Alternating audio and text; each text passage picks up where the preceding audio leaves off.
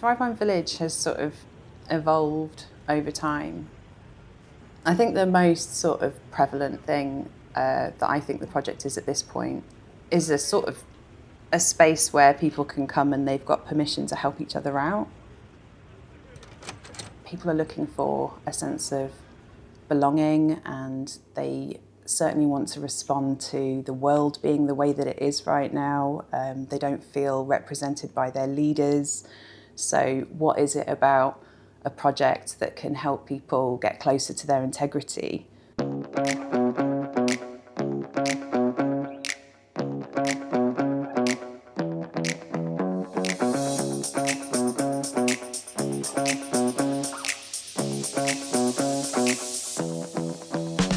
I'm Simon. I'm the co-founder and co-director of Thrivemind Village. So I'm Finlay. I live in Shardlow, which is just south of Derby.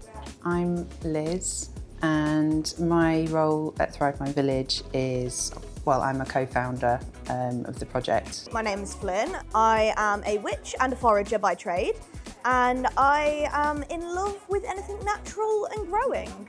I'm Olive, and I want to start volunteering here soon. Why do you want to volunteer here? I don't know, I just really want to. We're a volunteer-led project, so there's a lot of working with people, there's a lot of trying and be as supportive as we can to the many volunteers that make the project possible, do a lot of partnership work, trying to kind of, work out what's needed really, and then just lending my energies to doing the best that I can to support those around us to help fulfil the potential and the vision of the project. So it's quite a complex project, there's a lot going on, so we find ourselves doing quite a lot of interesting and diverse tasks and activities. Yeah, I go to a homemade group, and it's really cool. You organised it, And I organised it. You started Yeah. the homemade group. And you go over, you can have some lunch, you can play a bunch of board games. It's really fun because it's a safe space for homemade head kids to just hang out. Yeah? Yeah. If we're thinking about what we want society to look like, what kind of values we want to build society, for me, that Thrivemind answers quite a lot of those questions. What do we actually want to create? For me, it's a place where there's sort of community resilience is born. It can be nourished here.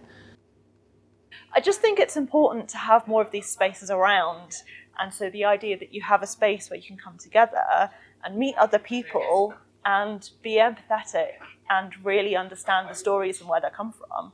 It's almost vital to have spaces like this.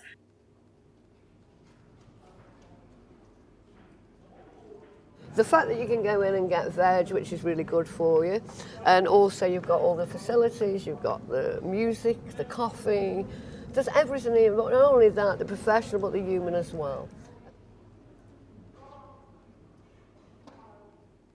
First part of foraging is you never pick the first thing you see, because you want to have enough for everybody. Foraging is about a community, a safe place for people to be able to pick what they want, eat what they need, and survive on little if need be.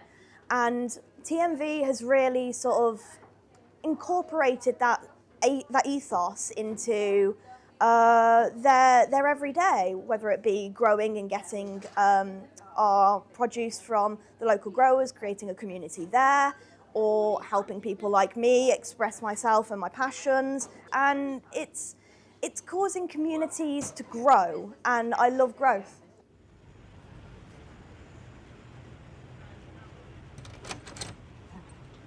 The cafe on Saturdays is fantastic for kind of collaboratively bringing people together, and where people can create both healthy food but also tasty food and accessible food as well. Community resilience is important because it creates a sense of hope. People don't have to constantly outsource their sort of basic needs to a system that doesn't necessarily support them. Instead, it's like people coming together and working out what the answers are for their basic needs to be met together.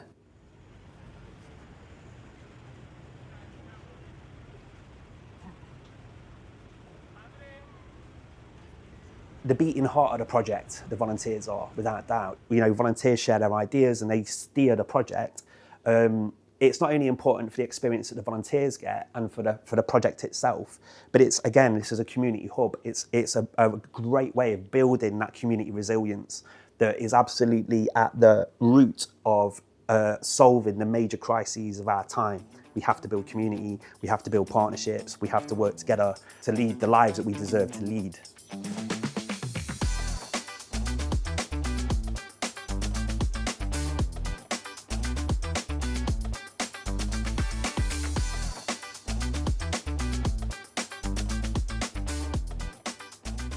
Had an opportunity to have a community fridge and thought it was a wonderful way of presenting something that people understood immediately, because there's something really important about this space being a place where people can come for support, to connect with other people, to find community, to find support, but build solidarity with each other.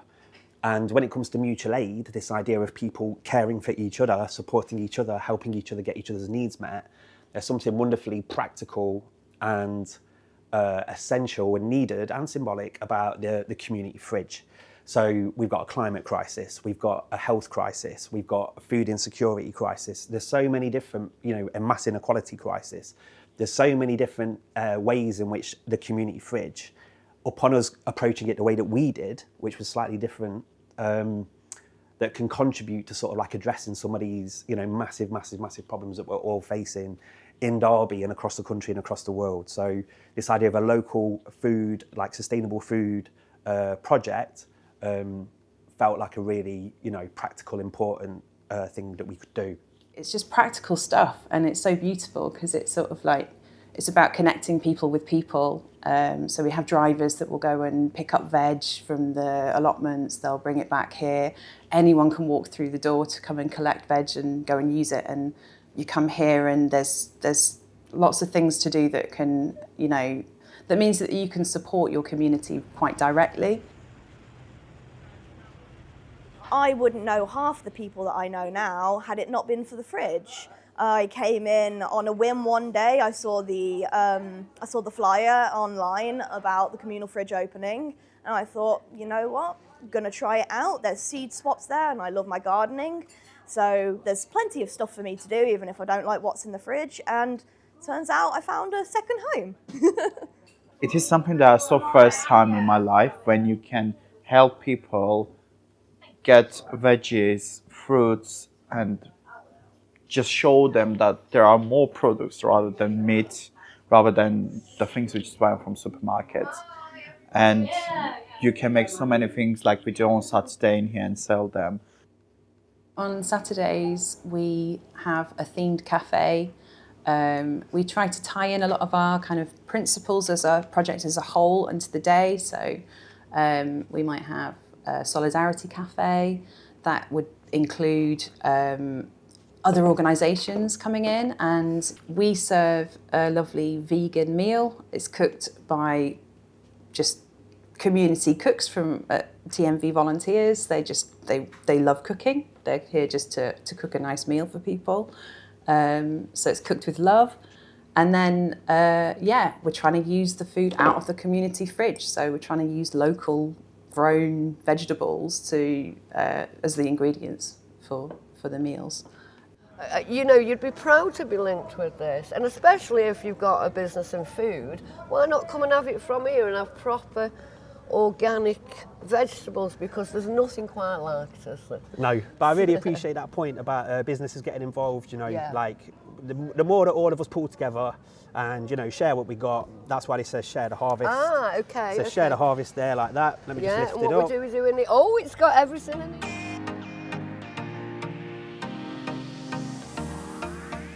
With community fridge initiatives, often the idea is that you get in touch with the local big multinational corporations, which are highly unethical, and you try and redistribute their food waste, which I think is a very important, effective and valuable thing to do.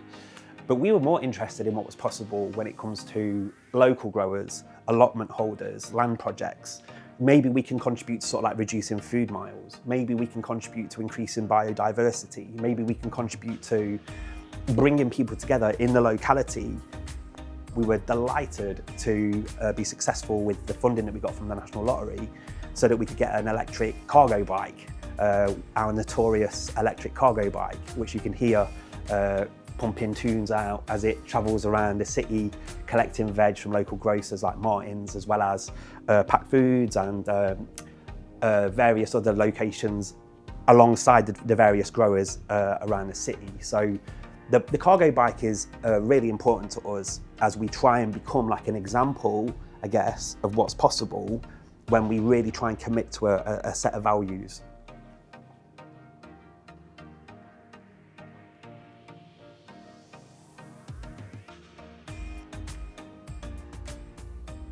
This was 2016 when we came up with this idea.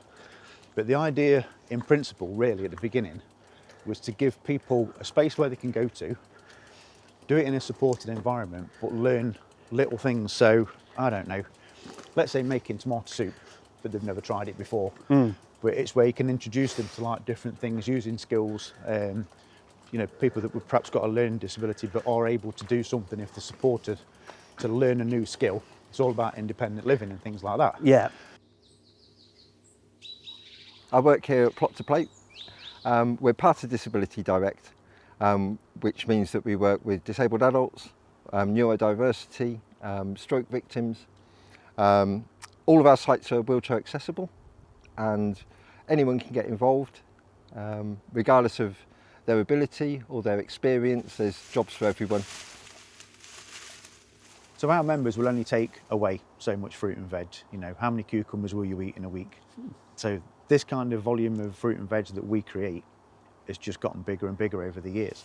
So as a result, we end up with a surplus, which just trying to keep it away from the compost bins and things like that, it just makes sense to send it out to people such as Thrivemind Village.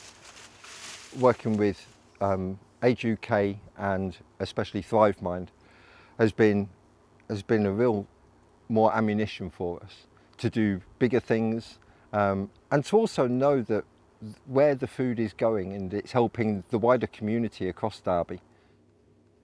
It's a worthwhile project.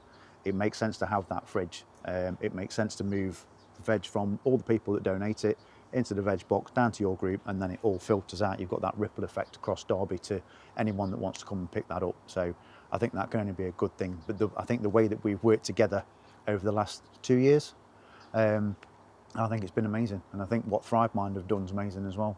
Just like creating the space that so many people can use, and just making it inclusive. So yeah.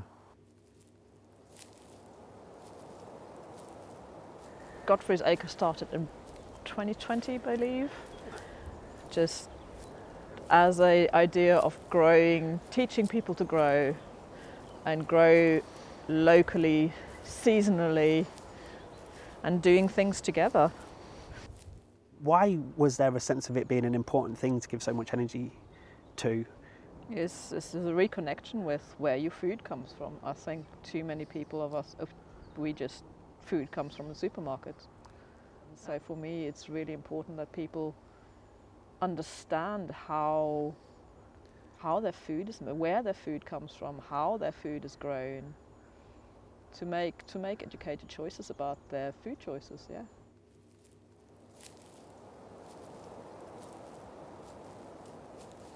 We had a group meeting of the allotments and we were made aware of Thrivemind and that they would welcome any help we could provide with regard to produce, etc.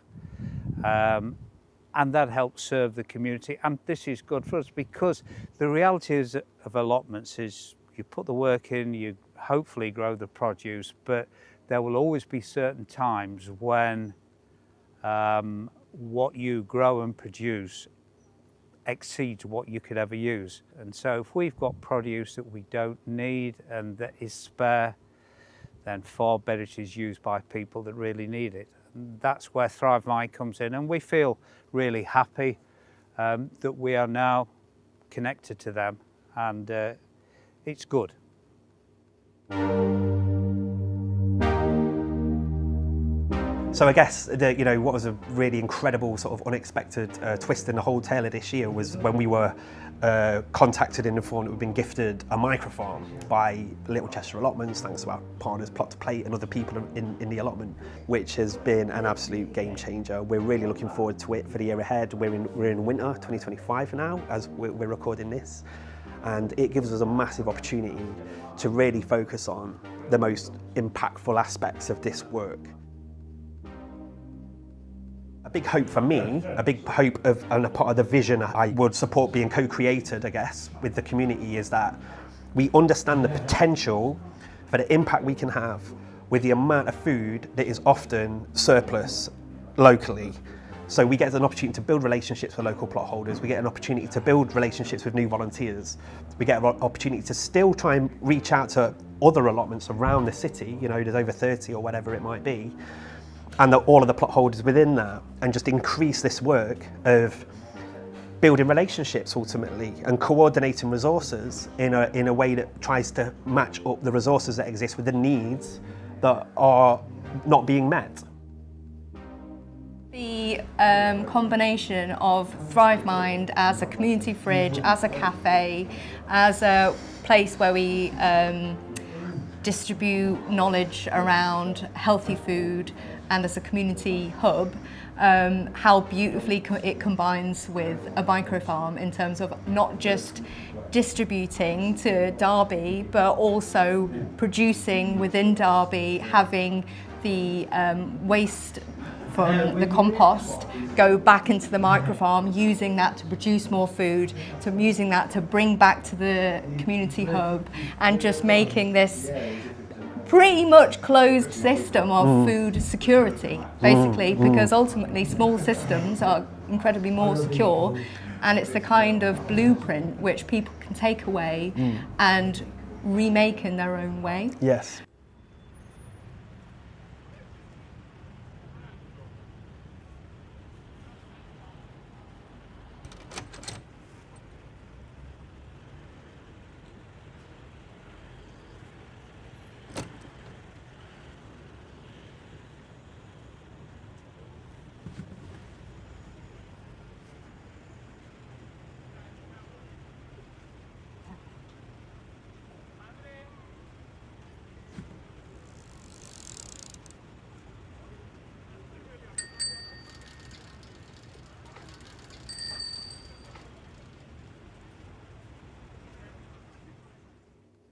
Yeah, the aim is to keep building this and keep developing it. We've saved over a ton of fresh, organic, local food. I did the numbers yesterday, right? And that's just from a small handful out of many handfuls of allotments that exist in this city.